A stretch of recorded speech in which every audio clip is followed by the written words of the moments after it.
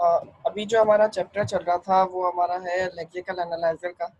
ठीक है, इसके अंदर जो हम चीज़ पढ़ रहे थे वो हमने जो प्रीवियसली देखा था वो ये था कि लेक्सिकल एनालाइजर का रोल क्या है, यानी लेक्सिकल एनालाइजर काम क्या क्या करता है। ठीक है, main task of lexical analyser to read the input characters of source program, group them into lexemes. ठीक है, ये इसका मेन काम होता है। लेक्सिकल एनालाइजर का दूसरा काम ये भी था कि वो कमेंट्स को, वाइट स्पेसेस को रिमूव करता है और वो एरर्स वगैरह को डिस्प्ले करता है लाइन नंबर्स के साथ। ये लेक्सिकल एनालाइजर के काम है। उसके बाद फिर हमने इन तीनों के अंदर डिफरेंस देखा था कि टोकन्स क्या होते हैं, पैटर्न्स क्या होते हैं, लेक्सिम्स क्या होते हैं। तो टोकन्स के एग्जांपल में आपके पास आइडेंटिफायर्स है, नंबर्स है, कीवर्ड है, पंक्चुएशंस है। इन सब के लिए यानी आइडेंटिफायर के लिए हमने कोई ना कोई रूल डिफाइन किया होगा कि आइडेंटिफायर इस पर्टिकुलर लैंग्वेज में कैसा होना चाहिए, नंबर कौन कौन से होने चाहिए, कीवर्ड कौन कौन से होने चाहिए। तो उसके लिए हमें एक रूल डिफाइन करना पड़ेगा, एक पैटर्न डिफाइन करना पड़ेगा। उस चीज को हम यहाँ पर पैटर्न कह रहे हैं, उस रूल को हम पैटर्न कह रहे हैं जो इस पर्टिकुलर टोकन के लिए इस्तेमाल किया जाएगा। उसके बाद फिर हमने लेक्सिम्स को देखा था कि लेक्सिम्स वो पर्टिकुलर वर्ड या वो पर्टिकुलर स्ट्रिंग्स आपके पास होते हैं जो उस पैटर्न को मैच करने के बाद किसी एक टोकन के कैटेगरी के अंदर फॉल करते हैं। ठीक है, तो फिर इसके आगे हमने यहाँ पर एग्जांपल्स वगैरह भी देखी थी कि इस पर्टिकुलर एग्जांपल के अंदर आपके पास टोकन जो है आइडेंटिफायर है, ऑपरेटर्स, ये पंक्चुएशन सिंबल है। आइडेंटिफायर के लेक्सिम इस पर्टिकुलर स्टेटमेंट में कौन कौन से होंगे, आपके पास काउंट है और टेम्प है, ये दोनों आपके पास लेक्सिम है इस आइडेंटिफायर टोकन के। ऑपरेटर जो है आपके पास इक्वल टू और प्लस है, ये दोनों आपके पास लेक्सिम्स हैं ऑपरेटर टोकन के। पंक्चुएशन सिंबल में आपके पास सेमीकोलन है, ये आपके पास लेक्सिम है इस पंक्चुएशन टोकन का।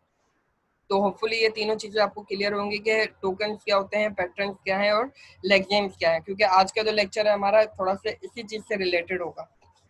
उसके बाद हमने ये भी देखा था कि ये जो है आपके पास लेक्सिकल एरर्स वगैरह किस वजह से आते हैं कि जब कोई टोकन अपने रूल को या अपने पैटर्न को मैच नहीं कर पाता है तो फिर लेक्सिकल एनालाइजर की तरफ से आपको एक एरर जनरेट किया जाता है।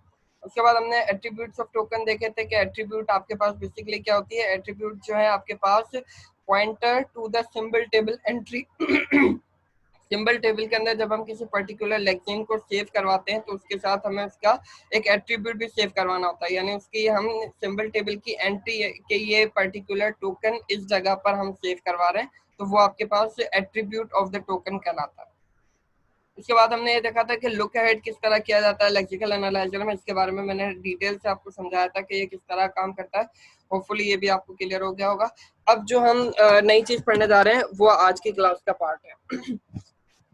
अच्छा, अब यहाँ पर ये बेसिकली ये तकरीबन जो चीजें अभी मैं आपको बताने वाला हूँ ये तकरीबन हम ऑटोमेटा थ्योरी के अंदर पढ़ चुके हैं। एक दो चीजें इसके अंदर नहीं होंगी और आपकी सारी चीजें यहाँ पर अभी रिकॉल हो जाएंगी। क्यों हम ये दोबारा से पढ़ने जा रहे हैं रेगुलर एक्सप्रेशंस को, क्योंकि जो पैटर्न हम डिफाइन करेंगे लेक्सिकल एनालाइजर के लिए, जो भी पैटर्न हम डिफाइन करेंगे वो रेगुलर एक्सप्रेशन को ही इस्तेमाल करके नॉर्मली डिफाइन किया जाता है। ठीक है, ये पहली लाइन आपके पास लिखी हुई भी है कि regular expressions are an important notation for specifying lexeme patterns, यानी लेक्सिम के पैटर्न्स को बनाने के लिए जो आपके पास नोटेशन इस्तेमाल की जाती है वो आपके पास है रेगुलर एक्सप्रेशन। ठीक है, अब रेगुलर एक्सप्रेशन के लिए आपको कुछ चीज़ों का ख्याल रखना होगा, कुछ बातें यानी कुछ ये टॉपिक्स हैं, इनके बारे में आपको पता होना चाहिए। अल्फाबेट क्या था? अल्फाबेट आपके पास कोई एक सेट होता है।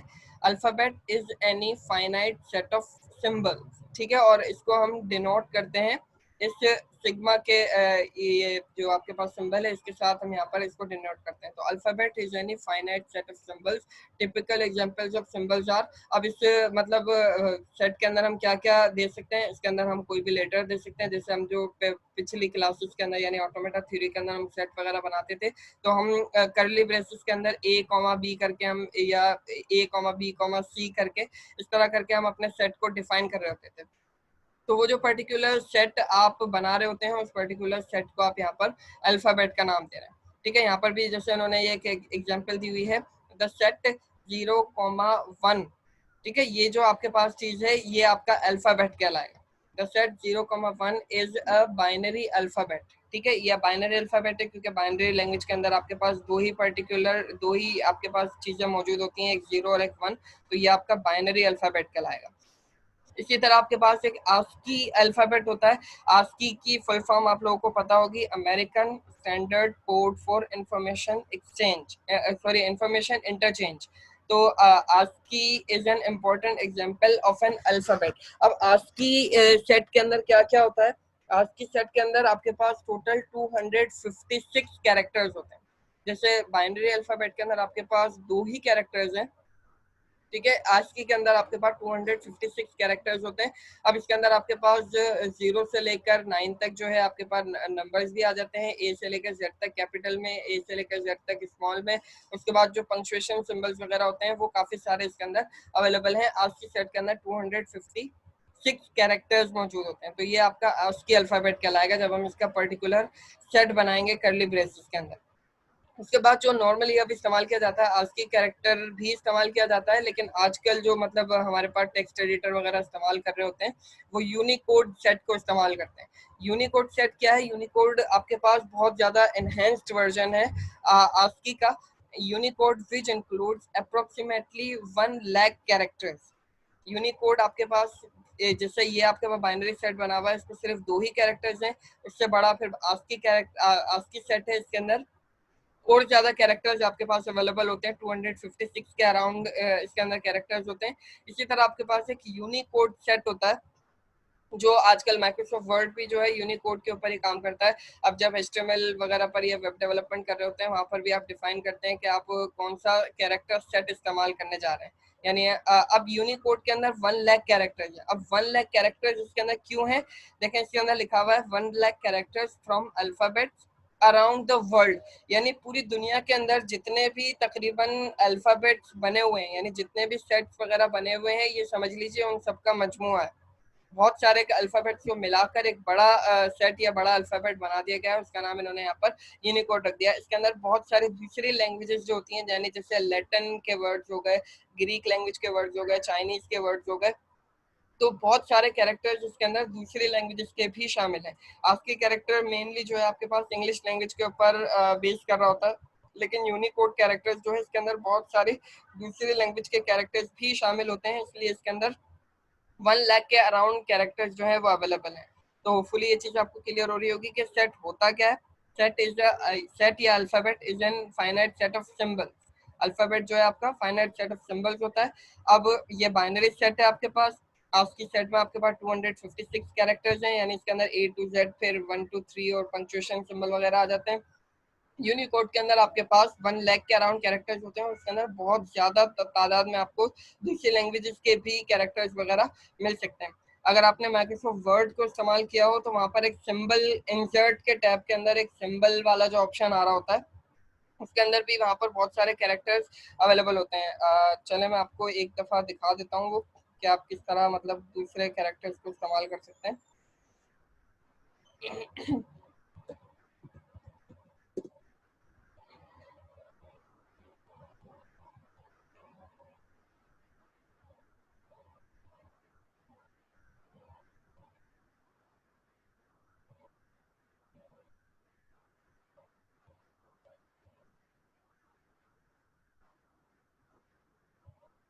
देखें, मैंने माइक्रोसॉफ्ट वर्ड खोला है।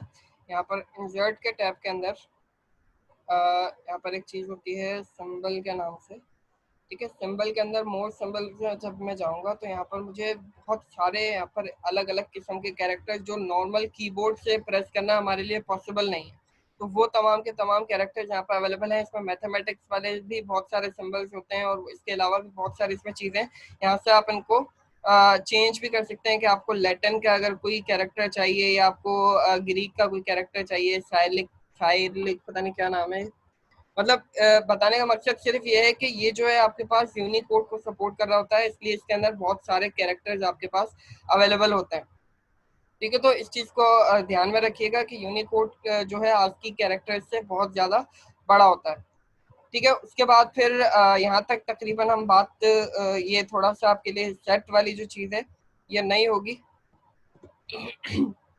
तो अल्फाबेट आपको समझ में आ गया। सेट ये ASCII कैरेक्टर्स क्या होते हैं, यूनिकोड कैरेक्टर्स आपके पास क्या होते हैं। इसके बाद स्ट्रिंग के बारे में हम डिफाइन करें तो string over an alphabet is a finite sequence of symbols drawn from that alphabet. Alphabet में जो कैरेक्टर्स मौजूद हैं उनको ज्वाइन करके एक पर्टिकुलर आप वर्ड बना लें तो वो आपके पास स्ट्रिंग कहलाता है। ठीक है, यानी जैसे ASCII कैरेक्टर में मैं कह रहा हूँ कि ए से लेकर जेड तक तमाम चीजें मौजूद होती हैं, तो अगर आप ASCII कैरेक्टर में जो कैरेक्टर्स मौजूद है उनमें से अगर आपने एक वर्ड बनाया है, यानी आपने एक एप्पल नाम से वर्ड इसमें से निकाला है, तो जो एप्पल आपके पास होगा वो आपके पास स्ट्रिंग कहलाएगा। तो string over an alphabet is a finite sequence of symbols drawn from that alphabet, यानी अल्फाबेट से आपने एक पर्टिकुलर वर्ड को ड्राइव किया है तो वो आपका स्ट्रिंग कहलाएगा। In language theory, the term sentence and words are often used as synonyms for string. आप इसको यहाँ पर string कह लें, sentence कह लें या word कह लें, तकरीबन ये सिमिलर मीनिंग ही दे रहे होते हैं। एक ही लफ्ज के समझ लीजिए एक से ज्यादा इन्होंने यहाँ पर नाम डिफाइन किया हुआ। ठीक है, अब लैंग्वेज क्या होती है? Language is any countable set of string over some fixed alphabet. एक अल्फाबेट से बनने वाले कुछ फिक्स्ड स्ट्रिंग्स अगर आप उनका एक सेट बना दे तो वो लैंग्वेज है। यानी आप इस लैंग्वेज के लिए कोई एक पर्टिकुलर पैटर्न डिफाइन कर दें, कोई एक पर्टिकुलर रूल आप इसके लिए डिफाइन कर दें, तो उस रूल को फॉलो करके कुछ काउंटेबल स्ट्रिंग्स ही बनेंगे। ऐसा नहीं होगा कि वो बहुत ज्यादा स्ट्रिंग्स बना रहा होगा, उस लैंग्वेज से आपके पास कुछ काउंटेबल स्ट्रिंग्स ही बनेंगे। तो उस पर्टिकुलर लैंग्वेज को या उस पर्टिकुलर फिक्स्ड अल्फाबेट से जो हमारे पास स्ट्रिंग्स आ रहे हैं उसको आप यहाँ पर लैंग्वेज कह रहे हैं। इसके बारे में भी हम ऑटोमेटा थ्योरी में अच्छी खासी बात कर चुके हैं। और एम्प्टी स्ट्रिंग को आप यहाँ पर एप्सिलॉन से या इस पर्टिकुलर सिंबल से आप डिफाइन करते हैं, इसको हमने एम्प्टी स्ट्रिंग का यहाँ पर नाम दिया। तो ये तकरीबन बातें आप लोगों को होपफुली पता होंगी ऑलरेडी, हमने यहाँ पर एक दफा फिर से डिस्कस कर लिया। थोड़ा सा आगे चलते हैं। अब ऑपरेशंस ऑफ लैंग्वेजेस के अंदर आपके पास कुछ ऑपरेशंस हो रहे हैं लैंग्वेज के ऊपर। यूनियन है, कंकैटिनेशन है और क्लीन क्लोजर है और पॉजिटिव क्लोजर है। ये दोनों जो है हमने बहुत डिटेल से ऑटोमेटा थ्योरी में डिस्कस किए थे कि क्लीन क्लोजर क्या होता है, पॉजिटिव क्लोजर क्या होता है। यानी ये एल स्टेरिक और एल प्लस वाला जो हमने काम किया था, बहुत अच्छा खासा काम किया था। तो इसके अलावा यहाँ पर यूनियन है। यूनियन आपने मैथमेटिक्स के अंदर किया होगा, दो सेट्स के ऊपर जब हम यूनियन करते हैं तो क्या होता है, एक सेट की वैल्यूज दूसरे सेट की वैल्यूज के साथ कंबाइन होकर एक नया सेट बन जाता है, यानी एक बड़ा सेट बन जाता है। इसके एग्जांपल अभी आगे हैं, मैं आपको दिखा देता हूँ। तो union is familiar operation on set. Union combines all strings of one set with all strings of second set and makes another set. यानी वो जो तीसरा सेट आपके पास बनेगा यूनियन करने के बाद वो एक बड़ा आपके पास सेट बन जाएगा। यहाँ पर ये बात कर रहे हैं। ठीक है, तो यूनियन अभी इसकी एग्जांपल मैं आपको दिखा दूंगा और क्लियर हो जाएगा आपको।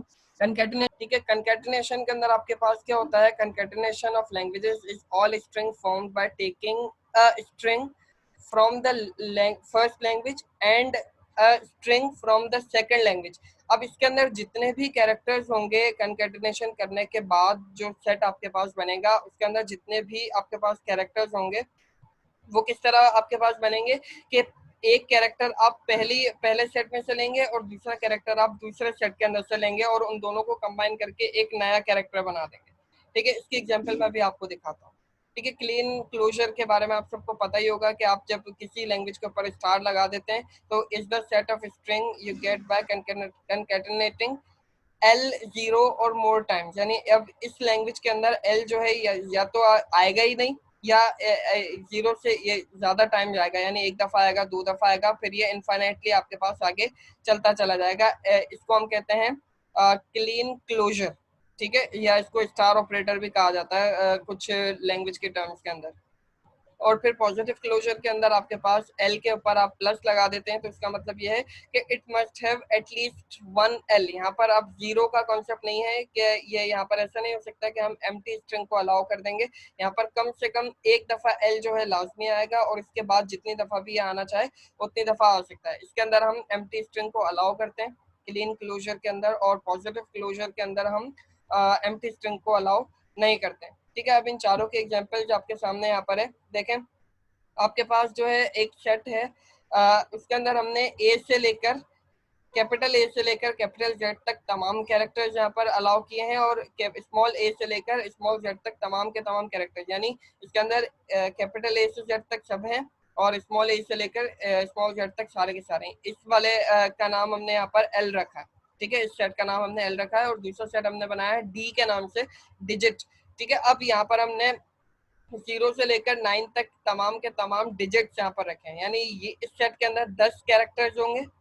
ठीक है, ये ध्यान में रखिएगा, इस सेट के अंदर 10 कैरेक्टर्स होंगे और एक ए से लेकर जेड तक हमारे पास 26 कैरेक्टर्स होते हैं। तो 26 और 26 हमारे पास 52 कैरेक्टर्स हो गए। तो एल के अंदर हमारे पास यहाँ पर 52 कैरेक्टर्स हैं और डिजिट्स वाले यानी डी सेट के अंदर हमारे पास 10 कैरेक्टर्स हैं 0 से लेकर 9 तक। अब अगर आप एल यूनियन डी करते हैं तो L union D is the set of letters and digits. अब ये जो नया सेट आपके पास बनेगा वो बनेगा आपके पास set of letters and digits, strictly speaking the language with 62 strings. अब ये 62 स्ट्रिंग का एक नया सेट आपके पास बन जाएगा जब आप इसको यूनियन करेंगे। 62 क्यों बनेंगे, देखिए 26 और 26 52 तो ये होगा, 52 के अंदर आप 10 और ऐड कर दें तो आपके पास 62 स्ट्रिंग्स का या 62 कैरेक्टर्स का आपके पास एक नया सेट बन जाएगा एल यूनियन डी करने के बाद। तो यूनियन का काम क्या होता है कि एक सेट के तमाम स्ट्रिंग को वो मिला देता है दूसरे सेट के तमाम स्ट्रिंग के साथ, तो ये आपके पास क्या बन जाता है, एक नया सेट बन जाता है। ठीक है, ये चीज आपको ध्यान में रखनी होगी। फिर उसके बाद एल डी, यहाँ पर कंकेटिनेशन हम कर रहे हैं, बीच में कोई भी ऑपरेटर नहीं लगाया, इसका मतलब क्या है कि हम कंकेटिनेट कर रहे हैं। तो अब कंकेटिनेशन यहाँ पर किस तरह हो रही है, देखें ये क्या करेगा, देखें 0 को ये यहाँ से लेगा, ठीक है, 0 को ये ए के साथ कंबाइन करेगा, यानी इसको ये बनाएगा ए 0 बना देगा, ये 0 ए बना देगा, आप कुछ भी यहाँ पर कंसिडर कर सकते हैं, मैं यहाँ पे 0 ए कंसिडर कर रहा हूँ। ये इसको लेगा 0 ए 0 बी 0 सी 0 डी 0 ई 0 एफ, इस तरह करते करते ये जेड तक चला जाएगा। ठीक है, फिर उसके बाद ये यहाँ से 1 को लेगा 1 ए 1 बी 1 सी 1 डी, इस तरह करते करते ये तमाम के तमाम इसके साथ यहाँ पर कंबाइन होते चले जाएंगे। अब इस सेट के अंदर हमारे पास जो है 52 कैरेक्टर्स थे और इस सेट के अंदर हमारे पास 10 कैरेक्टर्स थे। तो एल डी जब आप करेंगे यानी इन दोनों सेट का कंकेटिनेशन आप करेंगे तो आपके पास जो नया सेट बनेगा उसके अंदर 520 स्ट्रिंग्स बनेंगे जिनकी लेंथ जो है 2 होगी। अब कंकेटिनेशन करने के बाद अगर आपने दो सेट का कंकेटिनेशन किया है तो आपके पास जो भी नए स्ट्रिंग्स बनेंगे वो तमाम के तमाम 2 लेंथ के बनेंगे। ये चीज आपको ध्यान में रखनी होगी कि दो सेट का जब आप कंकेटिनेशन कर रहे हैं उस वक्त जब आपके जो भी आपके पास सेट ऑफ स्ट्रिंग्स बनेंगे वो तमाम के तमाम लेंथ 2 के होंगे और एक सेट के तमाम स्ट्रिंग्स को अगर आप यहाँ पर मल्टीप्लाई कर देंगे दूसरे वाले सेट के साथ तो आपको उसके अंदर कितने कैरेक्टर्स बने, कितने मतलब स्ट्रिंग्स उसके अंदर बनेंगे वो आपके पास यहाँ पर आ जाएगा। यानी मैंने 52 को मल्टीप्लाई किया 10 के साथ तो मेरे पास आ गया कि एल और डी को कंकेटिनेशन करने के बाद मेरे पास 520 स्ट्रिंग्स बनेंगे और उन तमाम के तमाम स्ट्रिंग्स की लेंथ क्या होगी, 2 होगी। ये 2 क्यों होगी, क्योंकि हमारे पास दो यहाँ पर सेट मौजूद है। ठीक है, अच्छा अब यहाँ पर देखें each consisting of 1 letter followed by 1 digit, यानी एक लेटर होगा इसके अंदर और एक डिजिट होगा हर स्ट्रिंग के अंदर। तो ये चीज आपको थोड़ी सी ध्यान में रखनी होगी कि जब आप यूनियन करते हैं तो यूनियन के अंदर एक बड़ा सेट बन जाता है, इस सेट के अंदर दूसरे सेट के तमाम जो कैरेक्टर्स हैं वो शामिल हो जाएंगे। ठीक है, और यहाँ पर आप इसको मल्टीप्लाई करवा रहे हैं एक सेट की वैल्यूज को दूसरे सेट की वैल्यूज के साथ। होपफुली ये क्लियर हो गया होगा। इसके बाद L4 अगर आपके पास कोई लैंग्वेज दी गई है तो आपके पास इस वाली पर्टिकुलर लैंग्वेज के अंदर जितने भी स्ट्रिंग्स बनेंगे वो आपके पास 4 लेटर स्ट्रिंग बनेंगे। यहाँ पर 2 लेटर्स यानी इसकी जो लेंथ थी वो 2 की बन रही थी, इसके अंदर आपके पास 4 वाली जो है वो लेंथ बनेगी। तो L4 का मतलब है कि मतलब ऐसे स्ट्रिंग्स आपके पास बनेंगे जो आपके पास 4 की लेंथ के होंगे। यानी ये सिर्फ अभी हम एल की बात कर रहे हैं ना, यहाँ पर हमने डी को इस्तेमाल नहीं किया, यहाँ पे सिर्फ हम एल की बात कर रहे हैं। तो हम इस वाले कैरेक्टर सेट को देखेंगे, इस कैरेक्टर सेट के अंदर जितने भी पॉसिबल 4 की लेंथ वाले स्ट्रिंग्स बन सकते हैं वो इस पर्टिकुलर लैंग्वेज का पार्ट होंगे। ठीक है, इस पर्टिकुलर सेट के अंदर जितने भी 4 की लेंथ वाले आपके पास स्ट्रिंग्स बन सकते हैं, बहुत सारे बनेंगे, तो वो तमाम के तमाम इस पर्टिकुलर लैंग्वेज से बिलोंग करेंगे। एल स्टार मैंने लगाया है तो आपके पास is the set of all strings of letters, यानी इस एल के अंदर मौजूद तमाम के तमाम लेटर्स इस पर्टिकुलर लैंग्वेज के अंदर शामिल होंगे इंक्लूडिंग नल स्ट्रिंग। आपके पास एम्प्टी स्ट्रिंग भी इसका पार्ट होगा और इस सेट के अंदर मौजूद जितने भी आपके पास ये पॉसिबल कॉम्बिनेशन जिनके बन सकते हैं वो आप यहाँ पर तमाम के तमाम इस्तेमाल करेंगे। बस याद क्या रखना है आपको कि एम्प्टी स्ट्रिंग भी इस सेट का पार्ट होगा। ये स्टार ऑपरेटर का आपके पास यही मेन फंक्शन होता है। इसके बाद इसको थोड़ा-सा ध्यान से देखिएगा, ये इस तरह के काम हमने मतलब बहुत सारे किए थे कि एल जो है हमने स्टार्ट में बाहर रखा है, उसके बाद एल यूनियन डी, यही वाला हमने जो काम अभी किया था एल यूनियन डी, इसके ऊपर फिर हमने स्टैटिक लगाया है।